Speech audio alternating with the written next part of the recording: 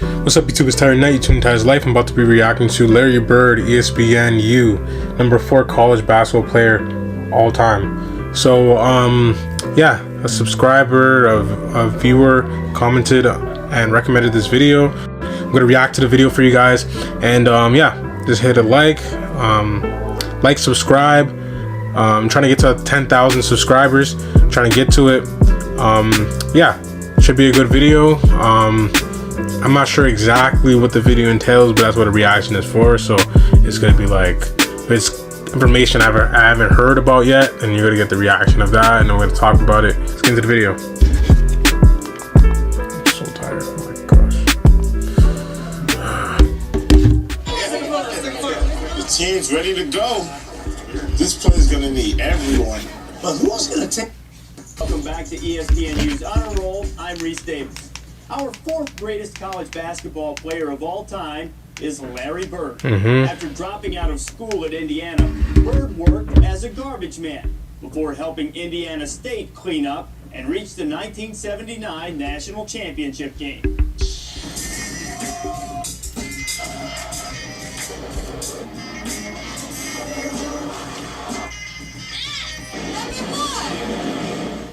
Basketball in Indiana, as you're growing up, that's all you see. That's all you hear. It didn't make any difference what weather it was, whether it was sunny. It didn't make any difference if it was raining. It didn't make any difference if it was snowing. We tried to play basketball out there all the time. It forms community in Indiana.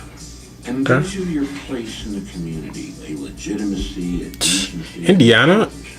That otherwise they have players out there where it's like, you can't leave them open. You can't leave them open. It's a bucket. My town had the same things. It seemed like nothing. Like, definitely around the 3-point line.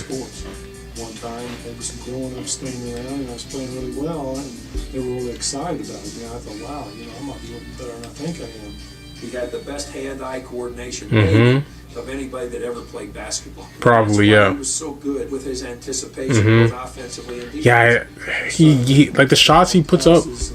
Bounce passes and thread the needle and passing. Feel good, but the guy that receiving the pass makes him feel good, of course. And his timing, there wasn't anything he didn't think it's impeccable. On the basketball floor. Probably the greatest of all time when it comes to hand-eye coordination. Him and Kobe, I think. The NBA noticed Bird's growing celebrity too. The Celtics drafted the forward as a junior eligible, knowing full well that he might return to Indiana State for his senior season, which he did, to unwelcome media attention. Larry always says the turning point for him was when Sports Illustrated put him on the cover and they had 2 cheerleaders around him saying, shh, the best kept secret in college basketball.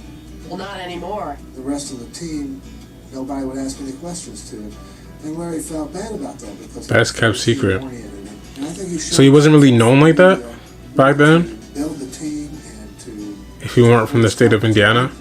Larry Bird would rather say, you don't even say hi to me. I'd rather not get involved. He was on the USA team though. And I wanted to practice hard, and I wanted to go home on my yard, and that's the way I was. But the national scrutiny didn't stop Bird or Indiana State as the Sycamores entered the 1979 NCAA tournament undefeated. 33-0, crazy.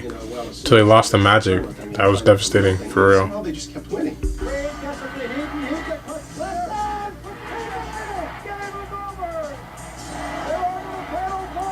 So Larry Bird put fear in you because you knew that if you didn't play like you were supposed to play, he could beat you. Yeah, you'll bust your ass. By Bird's 29 points per game, Indiana State made it to the final against Magic Johnson and Michigan State. They had a lot of talent. They had guys that were playing very well. I knew it was going to be a dogfight. I really felt we had a good opportunity to win the game. Definitely had a good opportunity. 33-0. They could have beat them, but just they got the best of them at the time.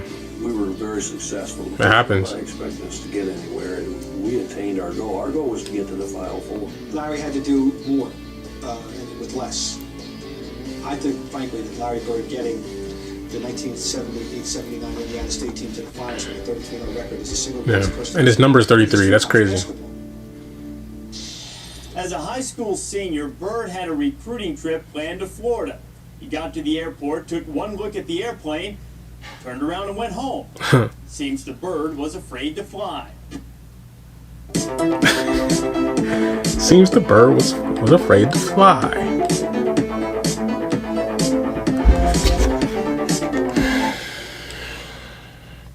Alright, so that's it for the video. That was pretty quick, but yeah. Just seeing how Bird was dominant at that time, but he took a different path. He was kind of underrated. I guess all of NCAA didn't really know him since he went to his other school. But once he arrived at Indiana State, I guess what he did at his other Indiana school caught some kind of like I guess Sports Illustrated must have found something, or maybe he was going to work in Indiana State early, and then the magazine came out. But it says best kept secret, notioning that not a lot of people know about him, but he's really good. Like, he's one of the top prospects. He ended up going 33-0, going to the national championship, losing, but still someone that wasn't really known before, was underrated, and became one of the guys that is expected to win. Ends up going against Magic, compared to Magic, and like he's one of those guys where he just got out the mud. He was a garbage man once he dropped out of his other school and then went to Indiana State. That's what they were saying. So it's like, he's a very humble guy.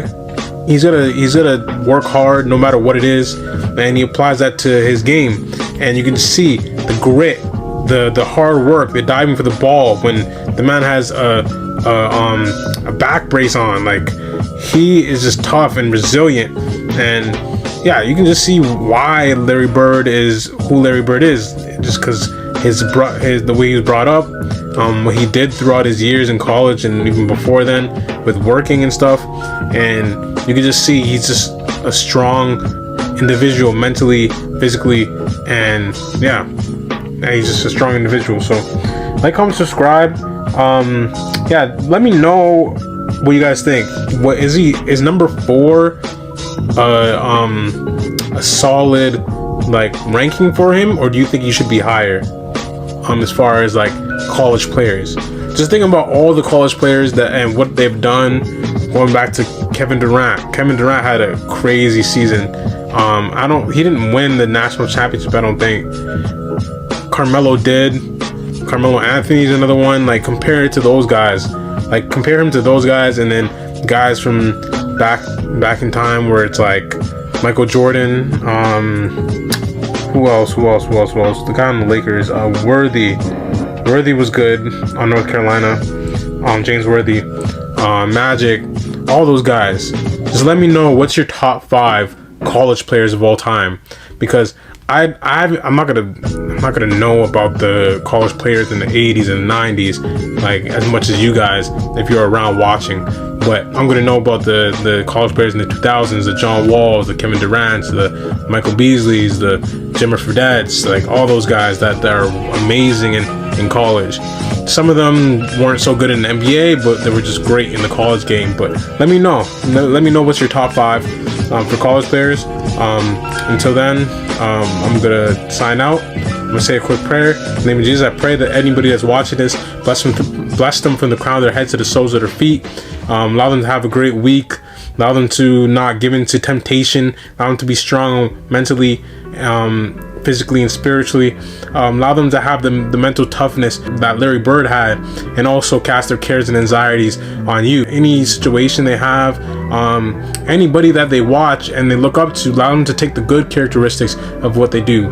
Also, allow them to get into the Bible too, and look at the good characteristics of you, and also prophets in the Bible too. Just allow them to take from different people and different individuals that they look up to. Take the good perspectives and take the good things from people and not the bad, and not allow them to not be influenced by the worldly things and influenced by things that are of God, the things that people are blessed with, that they look up to. People might not be good all the way around, but they're human.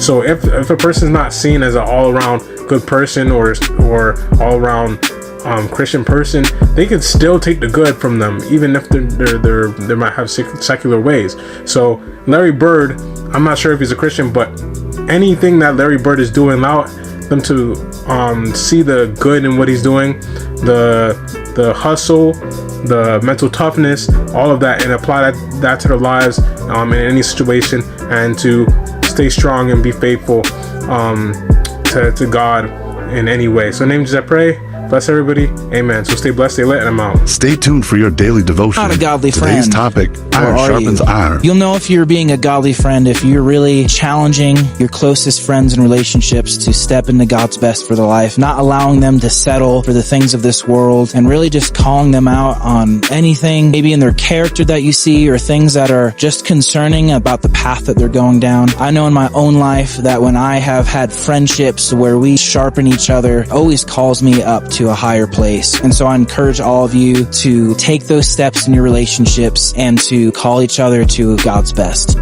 Thank God for godly friends. Better pay attention to who's around you, so that when you are weak, they should be strong. And when you can't pray, they should know how to pray. And when you don't have faith, they should have faith for you.